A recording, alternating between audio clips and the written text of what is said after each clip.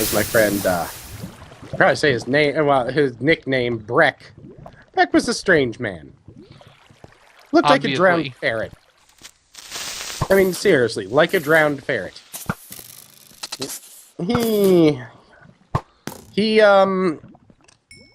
Well, he only actually dated dick girls, I found out after a while.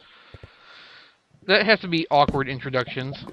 Well, I have a wonderful level of apathy. So it was kind of, I only date, women with penises. So I was like, okay.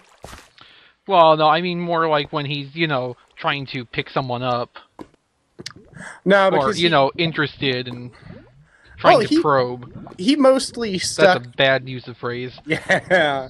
He mostly stuck to hookers for a very long time because then he could be certain. Well, yes, that seems... I don't want to call that sensible, but... Yeah, well, at least... It was very... It was the most logical way to make sure he got what he was looking for. Mm-hmm. And this man was OCD with the logic. Like, alright, like, if this man found out that he had, let's say, dandruff, he would go out and he would buy the top 5 most suggested shampoos for dandruff control. He would then use each one for a week, noting the results, probably creating some sort of scale so that he could determine exactly how much dandruff there was on any given day after using the shampoo. And he would then compare it to a base of, without using any type of dandruff control shampoo. He would then buy a case of whatever one gave the best results. Huh. I mean, he's a good guy. I mean, he's a good friend. But I think it's because I am having grown up with so many weird friends, I can get along with him. I could get along with anyone. Just fine. Didn't matter. Didn't care. I even watched his house for him when he, went up to go, meet the woman he ended up living with for like 6 years. Which was annoying because he also had the world's heaviest cat. Alright. He weighed the cat. The cat weighed 47 pounds. How is the cat still alive? I don't know, but it was a beach ball with feet. I mean, it was a nice cat, but it was a beach ball with feet. And the only time it would actually come out and be social with anyone was when they were feeding it. Otherwise, it would hide. It would try to hide in all of the same places a cat about a quarter of its size would hide. So you would end up hearing it dragging a chair across the floor after it tried to hide under it when it heard someone coming. So it was having the opposite effect of what the cat wanted. Like, where are you? Oh, he went hiding. You hear... Like, well done, cat. Oh, but unfortunately the cat did eventually die of its fat, but then again it was also like 17, so... So it's really hard to say for sure what killed it. Well, no, because he got into an argument with his girlfriend about what killed it, so he took the cat to the vet to have an autopsy done. I hate people like that. That cost him like $600. Right. Because he had to know. He had to know that he was right. It was that big of a deal. And he found out that... Because his argument was he was feeding the cat healthy food now. So obviously all of that horrible, horrible food he had fed him for the past 17 years was now undone. Right. Just like with people. Yeah. And of course the vet told him, no. No, it's not. But the one thing, I'll give the man credit, he will admit when he is wrong, or he would admit when he was wrong entirely, and come straight, be straight to the point about it. I was completely wrong, I owe you an apology. Well, that's good. Other than that, he could be an insufferable twat a lot of the time. Ah. I mean, But yeah, yeah, weird friends. The funny part is, he is the reason I met Angel. Oh. Because, no, he didn't actually know her at all. He had nothing to do with her. But I was going to the local comic book shop because it was a shitty goddamn week. I can't remember all the details. But it was basically just sad and, absolutely depressed because I think all of the people I knew had moved away and I had no one to talk to or interact with. And at the time I didn't do social scenes because I think I might have been 16 at the time, or 17. No, wait, I had just turned 20. So I couldn't go out to bars or anything. But, it was, I went to the local comic shop, and I was looking around, and he had been at, like, another table behind ours at D&D, or on D&D and Saturdays, and he randomly walked over to me, and I went, "Hey, I remember you. Do you want to play Dungeons and Dragons?" I was there. Well, yes. But I basically, this strange, wet ferret-looking man walked up to me and was like, "Do you want to come over to my friend's house and play D&D?" I don't even know this man's name. He just walked up to me. He looks like a pedophile. Well, it's okay, though, because you were 20. Yeah. Obviously, he wouldn't be interested. Well, yeah, he does very obviously. I hate to say it because I know that they're not connected, but he looks like. I heard dynamite. No, that was a creeper which just blew up. Well, it just blew out a diamond deposit. Oh. I got the diamonds though. Oh, good. No, but he looked like he could either be a pedophile or a very greasy gay man. And there's no correlation, just before anyone gets insulted, no correlation between homosexuality and, pedophilia. Just don't. Now, wet ferrets, on the other hand. Yeah, wet ferrets, on the other hand, those can be pedophiles. Notoriously so. Yeah. It's a scientifically proven fact that any ferret that is wet will be a pedophile. Yes, exactly. Let's remember that. That is fact and, scientific proof. Yes. But yeah, I just looked at him for a minute, and I entirely based my decision on whether or not I would give it a shot on, alright, if this guy tries to pull anything when I'm in his car, can I kick his ass sideways?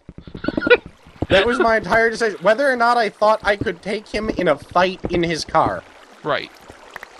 Because, it was one of those, if we actually are out of the car and he tries anything, I can take him. Because he weighed about 85 pounds.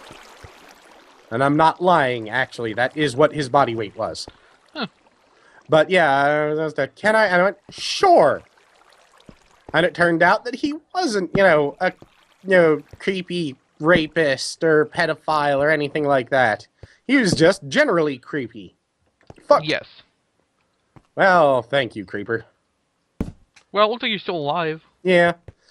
But, what ended up happening there, it was kind of funny because one day I was over at his friend's house because I became pretty good friends with the guy who was too.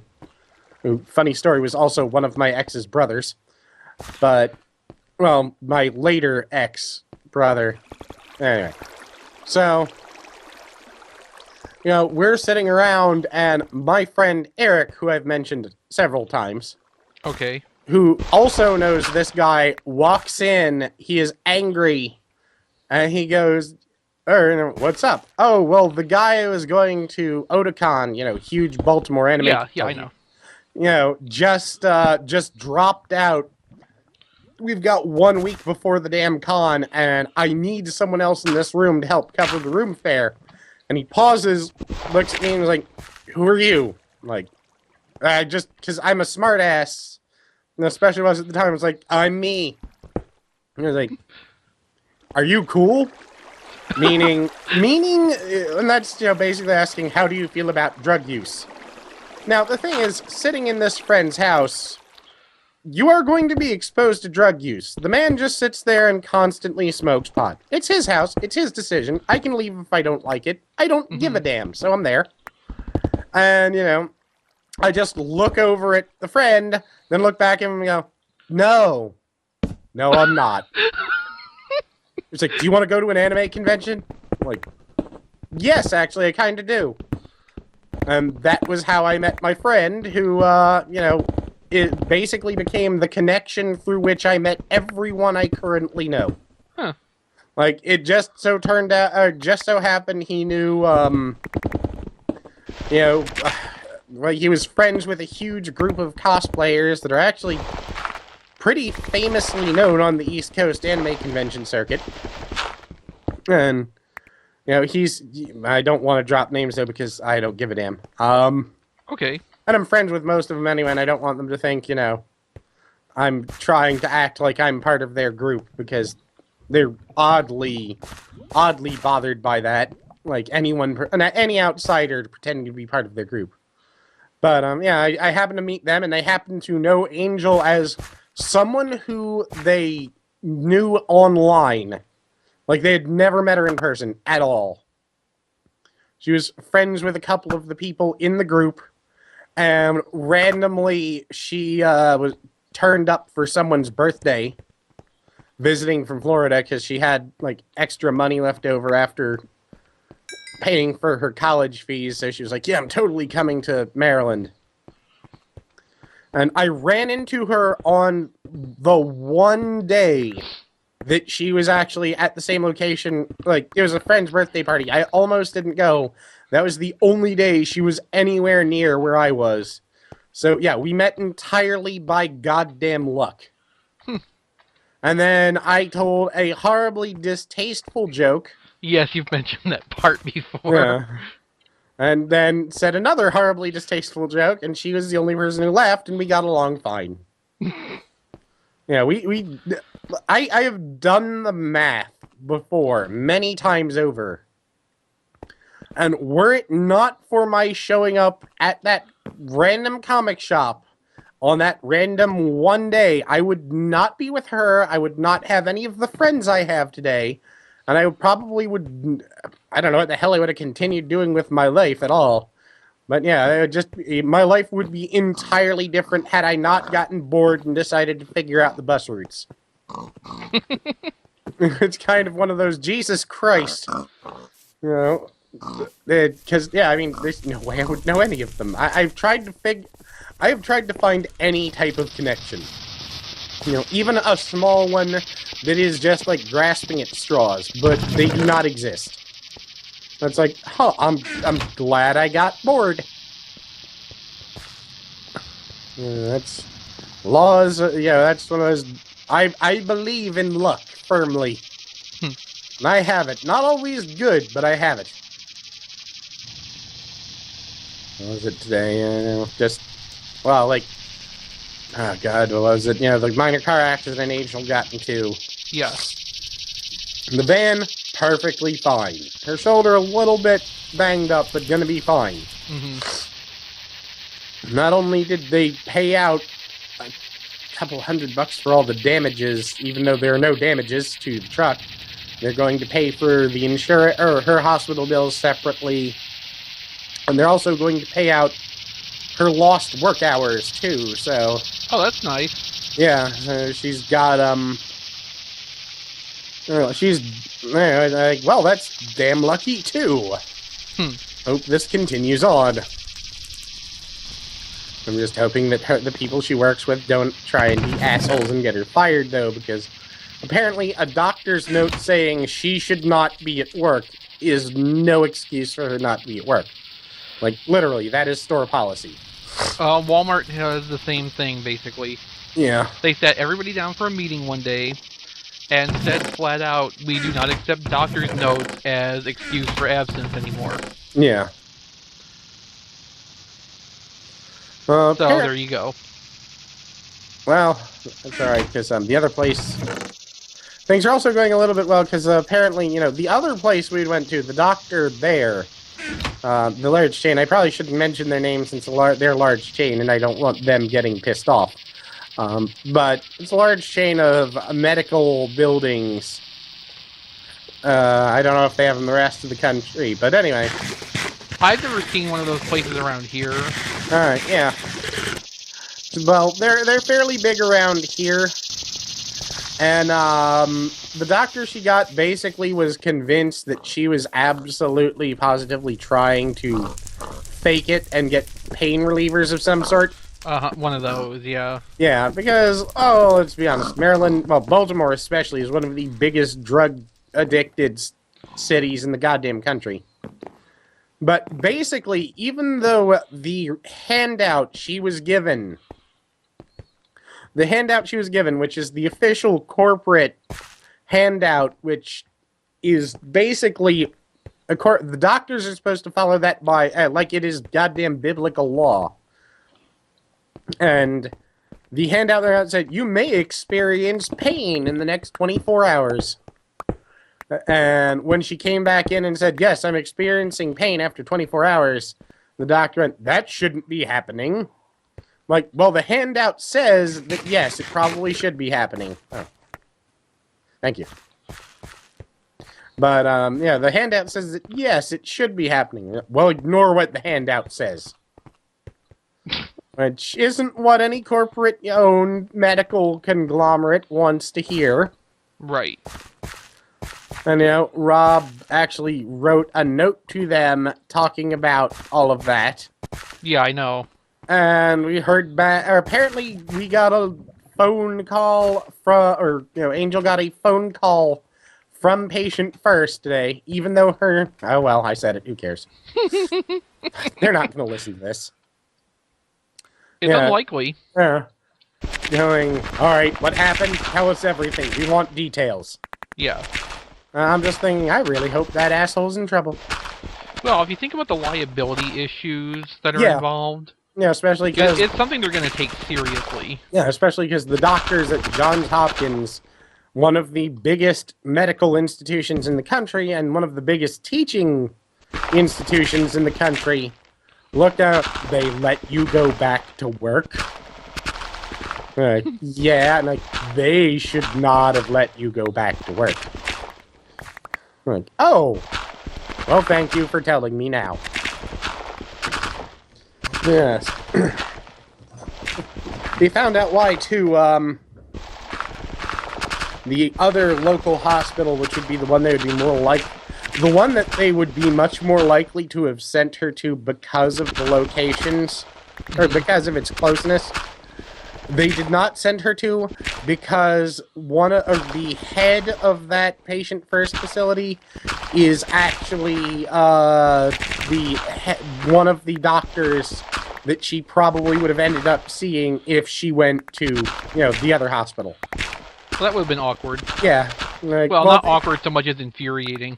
Yeah. Why did they send you here? Well, they said they couldn't find anything wrong with me and this was wrong. In which case, that doctor probably would have just been set on fire by whoever was, you know, above him, or the guy above him. But, that's, I don't give a damn. No one's gonna watch this. No one ever will. And hey, if they actually did and they raised a fuss about it, that would get me awesome publicity. Yeah. Because any publicity is good publicity. Major medical conglomerate, you know, attacks YouTube nobody. That's the best headline. Yeah. Especially the YouTube nobody part. Yeah.